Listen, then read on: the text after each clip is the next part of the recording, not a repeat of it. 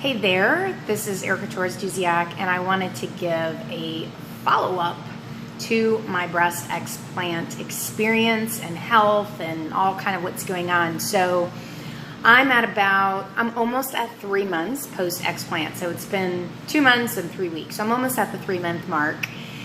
And wanted to update on a couple things. So as far as my health, I did feel a whole lot better after explant, but then I made a whole lot of other adjustments, like I stopped taking most of my vitamins and I switched to liquid liposomal vitamins and just had a lot of adrenal crashes and detoxification issues with all of that. So I had to back up.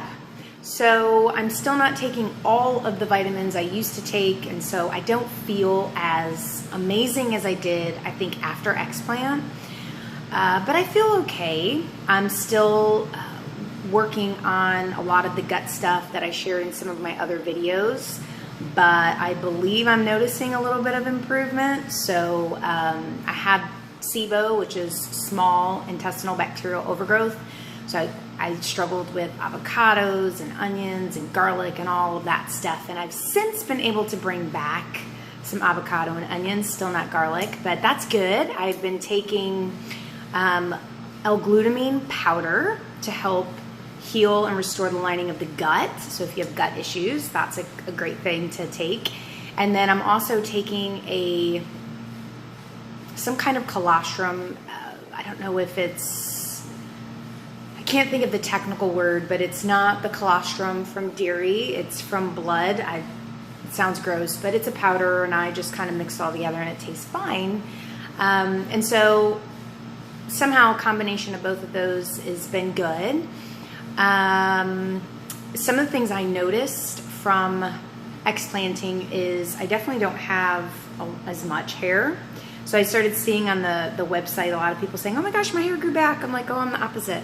So I started kind of looking in the groups, and some people said things like, you know, anesthesia can make the hair fall out. I also had switched from a desiccated thyroid to a T3, T4 combination, just because the desiccated wasn't as available to compounding pharmacies. And so I had to make that change. And so I thought that was the reason that my hair was kind of coming out. And then, so anyway, I'm not going to get caught up in that.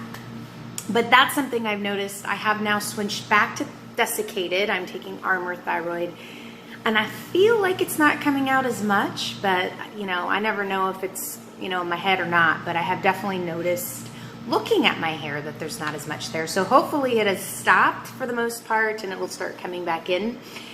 Sometimes when I look at some of the posts in the different BII groups, I feel like, you know, there's all of this transformation that a lot of the women seem to share, like, you know, I'm 10 days post-explant or a week and I feel amazing and my eyes are clear and, you know, all of my symptoms went away. I can't tell you that. I will say that when people ask me, you know, how are you feeling? And even going back to the surgeon and him saying, you know, are you feeling better? And I'm just like, I can't really say that much better right now, but I just think that there are a lot of factors and things at play. So I know when you have gut issues, the health of your gut determines a lot of your body. So if you're having a lot of gut issues, then that has to be first and foremost cleared up. So still working through some of that stuff. And then as far as the vanity part, because for some of us women, we got breast implants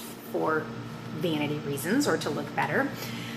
I am going to share that I have decided I am going to do the fat transfer procedure, and I am feeling nervous about it. It's going to be coming up in a few weeks, and I will definitely share that process and journey with you on that. And if I give it a thumbs up, you know, I made the mistake of scheduling and putting the deposit and then reading all of these posts, and there was just a lot of not great stuff about it. There was some good stuff about it, but I think it all depends on the person.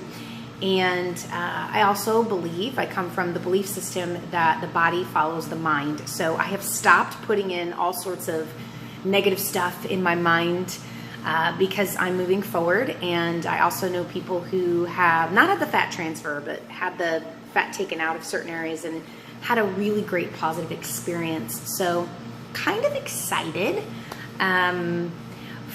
for that, even though it was interesting. They told me that for somebody who has their breast implants taken out, there's now this hole, I guess, and wherever they deposit the fat, like there's only so much that they can put in, versus if you never had breast implants and they just deposited fat, they could get you, you know, maybe 2 cup sizes or so. And, you know, I'm going to be grateful to have like a half a cup, hopefully a cup. That'd be great. But I understand that's what's most important is our health and how we're feeling. I think for me, it's been frustrating to have had this physical change, this appearance change, and then not really feel like I feel any better.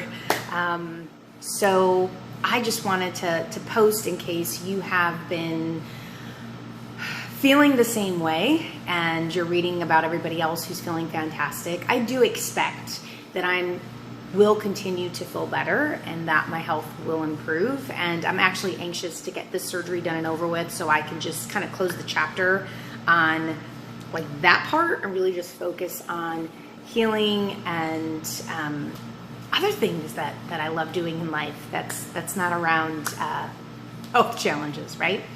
So if you are also on this journey and you want to comment or share, feel free to share any loving thoughts that you have, and if I can share any information back with you, I'm happy to do so.